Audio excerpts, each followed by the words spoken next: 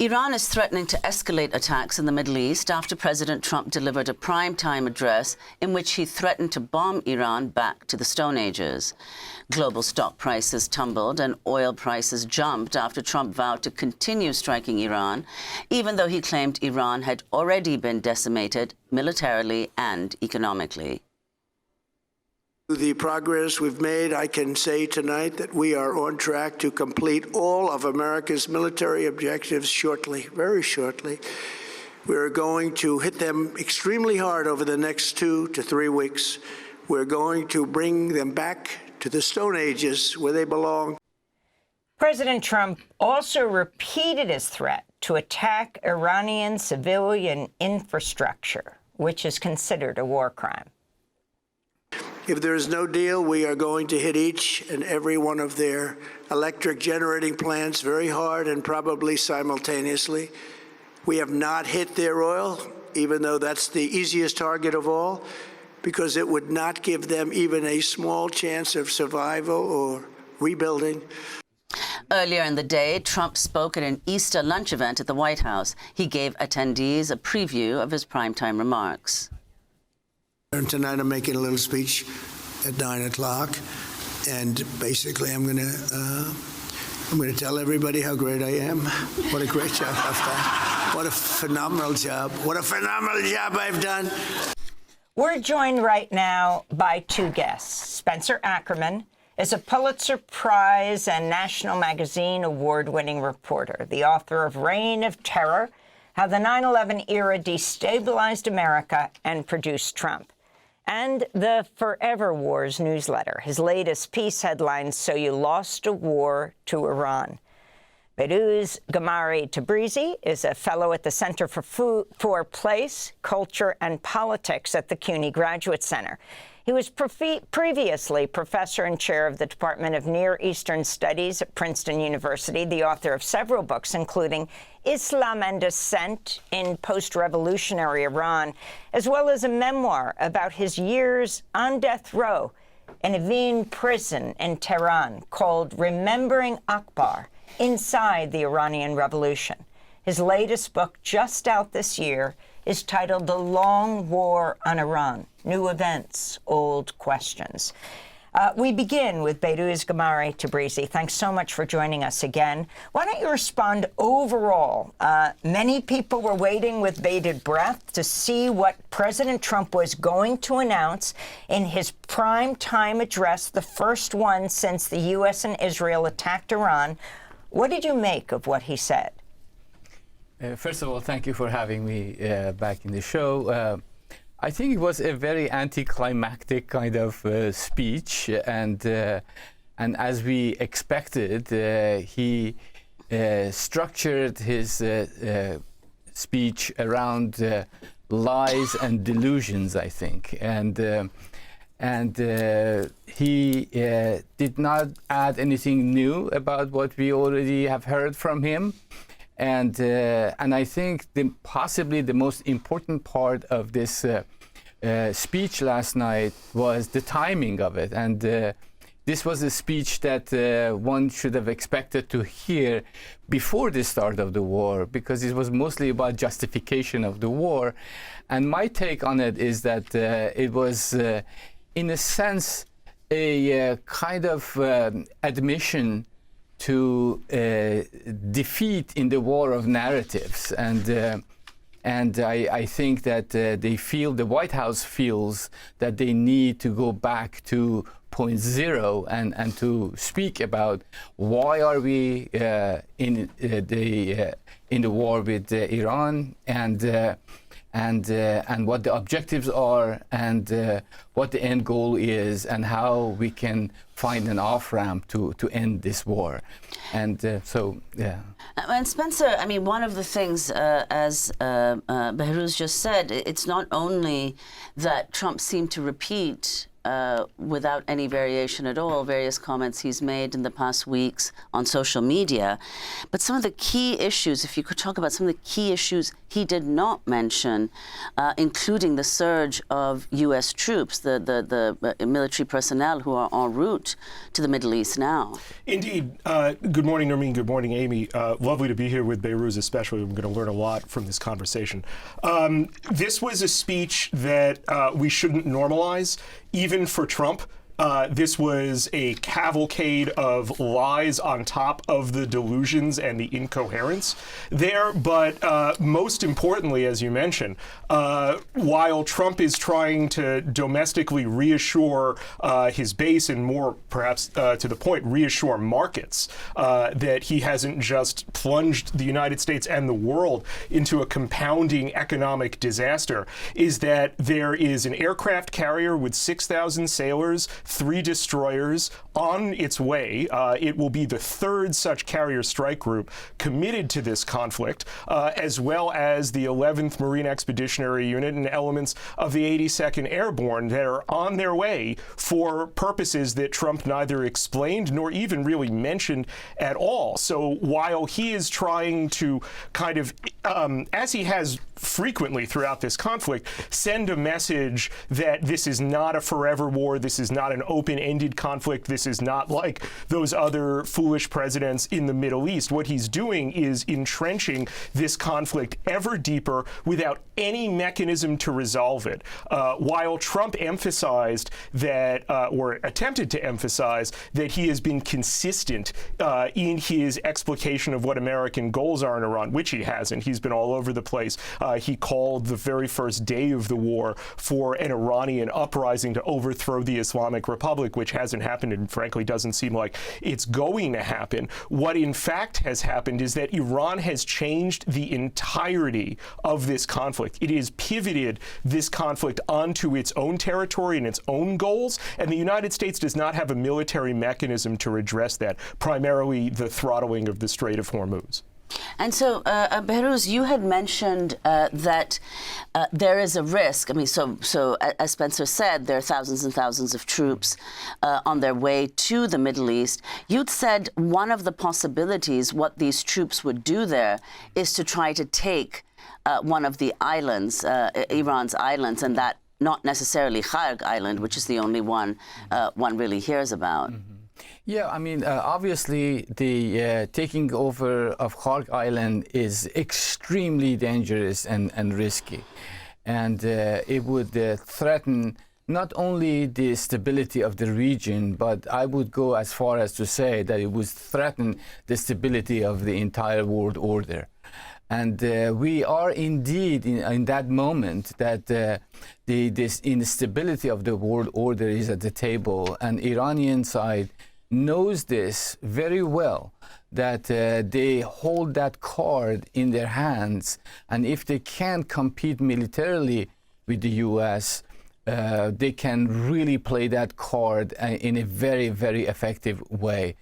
My sense is that, the invasion of Kharg Island is highly unlikely to happen unless the U.S. feels so desperate that there are no other alternatives available to them. There are other smaller islands that are disputed between Iran and the UAE, the 2 Tomb Islands and Abu Musa, which don't have oil reserves, but they have strategic significance and less risky for the U.S. forces to land there and declare that they are invaded that islands. But even that would escalate the war to such degree that it would be out of control of any of the players who are now engaged in this war. Behrooz, Iran's president, Pezeshkian, sent a letter to the American people hours before President Trump gave his speech last night, asking if this war is putting America first. Tell us where Pezeshkian is. Where does he fit into what's happening right now? Pezeshkian was quite an unlikely candidate to become Iran's president. He was a member of the Iranian parliament, and when he nominated himself to run again for re-election, the government basically disqualified him from running for the parliament. But a year later, he was qualified to run for the president. So you get the picture that how unlikely president he is. And he is not the key decision maker in Iran at this point, but he has a very important role in keeping the entire political system on the same level, and he's a good communicator with Iranian people. He's a man of the people, so to speak, and I think that his discourse, his political conversation with Iranians, although he comes across as a very naive kind of politician, but nevertheless, I think he's opening some space for his political position Why inside hasn't the country. Israel tried to kill him? I mean, they've killed so many of Iran's leaders, one after another. Do you really want me to speculate on that? I don't know. But I mean, I think, first of all, they've tried to kill him. He was injured in June attacks. And he was severely injured, and he was limping for a while after June war. And they did try to kill him. I don't know how they are keeping him safe at this moment. But nevertheless, Israel did try to kill him. And I think that he is not in that position of game changer in Iran at this point. Israel and the U.S. are mostly attacking, Israelis mostly, are attacking people who are in the position of game changing, like Ali Larijani, or I read yesterday that they attacked Kamal Kharrazi, who was a former foreign minister in Iran, and he's severely injured. Do you think the Supreme Leader Moshtaba is in the country? Do you think he's alive? I don't know. And I think that it's possible that they are playing this kind of game with Moshtaba, that he's acting as a hidden imam, because that hidden imam has a very significant role in Shi'i theology, and whether or not he's injured and he can't appear in public, or this is a political game to keeping him hidden, I'm not quite sure, but we'll find out soon. And Spencer, just to go back to the speech and Trump's kind of shifting objectives for this war, one of the things he said is that he terminated what he called the disaster of the 2015 nuclear deal because it sent billions and billions of dollars to Iran. First of all, if you could explain that. But then he said nothing at all about the fact that just in this week, he allowed Iran to sell oil, thereby enabling Iran to earn billions and billions of dollars. Yes, so let's peek behind what actually is going on here, because going back to the 2015 deal, one of its primary terms was that Iran would get out from under the sanctions regime that was put in place precisely to have leverage in order to produce the nuclear deal. And that reaped Iran something around $1 billion worth of sanctions relief. That was its own money that the United States had basically frozen. The rejectionists for this deal, the people who would never allow this deal to get to yes, precisely so it would take away the option of attacking Iran militarily, raised an enormous hue and cry about how now this was funding the so-called terrorist regime in Iran. What Trump has done to reassure the markets after launching this very ill-thought-out war was provide for Iran to sell oil once again. Oil, of course, is a global commodity. It can't really be throttled in one place or another without affecting the price everywhere. And so now Iran stands to benefit by the terms of the current price of oil that Trump and Israel have forced to go up, something like $13 to $14 billion, vastly, vastly beyond the sanctions relief they got in the 2015 deal. And if you could also, this was a very crucial point and has been a major issue in the war, Iran using the Strait of Hormuz to retaliate against Israel and the U.S. Last night, Trump claimed that the Strait of Hormuz would, quote, automatically open once the U.S. leaves, and simultaneously urged countries reliant on oil from the region to go to the strait and, quote, just take it. And he also urged countries, of course, to buy U.S. oil instead. So your response to that, and in particular this idea of the Strait of Hormuz, which for the longest time he was saying that's one of the objectives, we have to have this strait open, despite the fact that prior to the war the strait was open, so he's trying to resolve an issue that the war itself created. And the fact of, the implications of Iran's effective blockade of the strait, which we're already seeing the effect in so many parts of the world. You can see how even just summarizing the circumstance brings out not just the absurdity, but the tragedy and the horror of the misjudgment that this war is predicated upon. The most important thing to understand about the Strait of Hormuz, one of the world's most important energy and commercial waterways, is that Trump has no military way of forcing it open. Everything that he is about to do, the war crimes that he has promised, when we hear both him and the Secretary of Defense, Pete Hegseth, talk about destroying Iran's defense industrial base, what they mean is they will bomb every civilian industrial target that they can find, much as they bombed the girls' school at the outset of the war, and claim this is some kind of military target. All of this is going to be designed to force enough pain on the Islamic Republic that it opens the Strait of Hormuz back up. That's because there is no way that the United States has to force it otherwise. I want to ask you, Spencer, about the role of Israel. Does Trump's incoherence, and let's make no mistake about it, when someone is completely unpredictable, that gives them a great amount of power. But does that chaos serve Israel? And what is the relationship here with Israel fighting this war on so many fronts, attacking Iran, attacking Lebanon, moving higher and higher into Lebanon, and of course, continuing to kill people in Gaza, and a number of Palestinians have been killed in the West Bank during this time?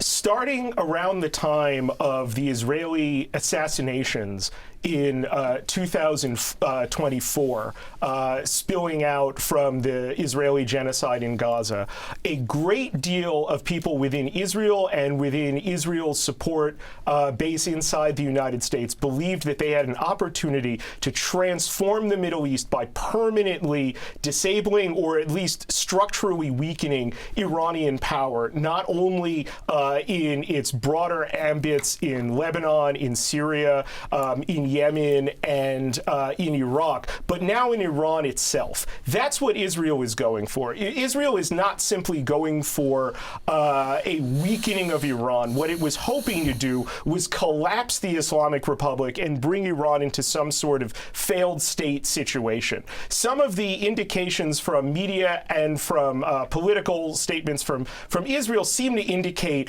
that they know they can't bring Trump into that open-ended conflict that would give them the leverage to do that. I think one of the things they're trying to leverage through that is an overwhelming focus on the front in Iran to give them cover to seize Lebanon south of the Litani River. Already they're up to they're aiming for the Zahrani north of Litani. And they're killing, I think they've killed something like 1,300 people. They're trying to transform not only the boundaries, not only the shape of the state of Israel, but establish Israel as the only real regional superpower, displacing Iran. I don't think that will work. I think what we've learned is that for better or for worse, I will leave Behrooz to describe the cleavages within Iran and how the Islamic Republic relates to its own people. But nevertheless, the Islamic Republic has proven not only its resiliency beyond what Israeli and American war planners had thought, but it's shown that its strategy for defending defending itself and for inflicting pain on the broader American and Israeli coalition in the Gulf is undisturbed by what by what the United States and Israel have thrown at it for a month. And okay, that is a key question. You're a journalist, Spencer, so let's put that question to Behrooz. Is what's happening to the population of Iran? Also, is the internet still largely out? How do people communicate with each other, with the outside world? But the rifts, the fissures within the Iranian Republic right now, and where does the resistance stand?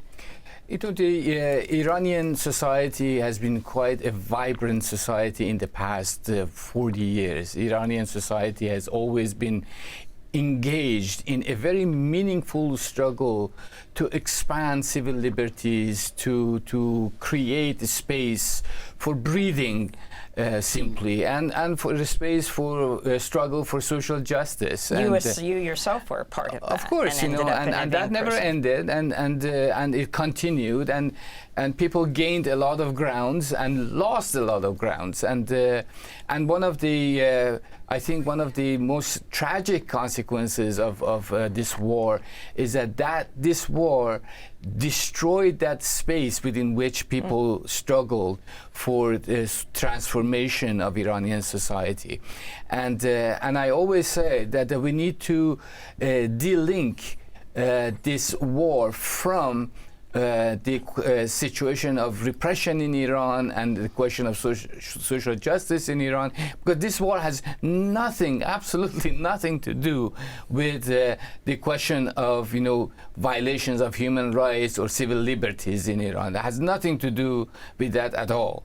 And what this war is doing, and I want to pick up on something that you mentioned and Spencer mentioned at the beginning, that this war is normalizing different kind of conversation about how wars are fought, and I think this war began, I think, in Gaza with the Israelis' attempt to basically openly, blatantly, flagrantly violating all rule-based conditions of fighting a war, and this was a genocide openly done and even posted on social media, and the world stood silently, and not only stood silently but also helped Israel to carry out that genocide. And I think now we witness, and it's not a coincidence that Trump openly talks about war crimes from the podium at the White House, and no one actually says anything about it, because he's openly advocating war crimes by attacking civilian infrastructure, sources of energy, water salination in Iran, and so I think this is a very, very important point that we should not allow the normalization of that kind of discourse. Well, before we conclude, Behrooz, I'd like to go to comments made by the anthropologist at Johns Hopkins University, Narges Bajogli, in her recent piece in Foreign Affairs magazine headlined "Iran's Long Game." She wrote, quote, "In the Iran-Iraq war, the loss of commanders had created dangerous vulnerabilities for Tehran. To avoid the same result during a U.S. or Israeli campaign, over the past 4 decades, the regime has deliberately decentralized its military command, distributed political authority across regional nodes that can operate autonomously, and cultivated multiple potential successors at every level of the IRGC and the governing establishment." So that's Nargis in Foreign Affairs. Could you talk about what the implications of that are in terms of regime change? Regime change, it basically is a shibboleth that Trump is using, and it's totally meaningless at this point. And it's very clear that the Islamic Republic has created at least 4 levels of replacement possibilities. And not only militarily, they have trained and put in place commanders that can take over in the matter of minutes, but also politically, they have given governors of different states full political autonomy in case of the collapse of the central government. They are in the position of making independent decisions to carry on their political responsibilities.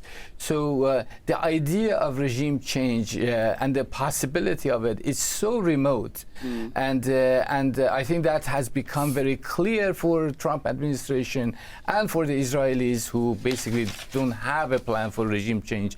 They want a plan for a failed state, not a regime I want to change. ask about another Nargis Mohammadi, the Nobel Peace Prize winner.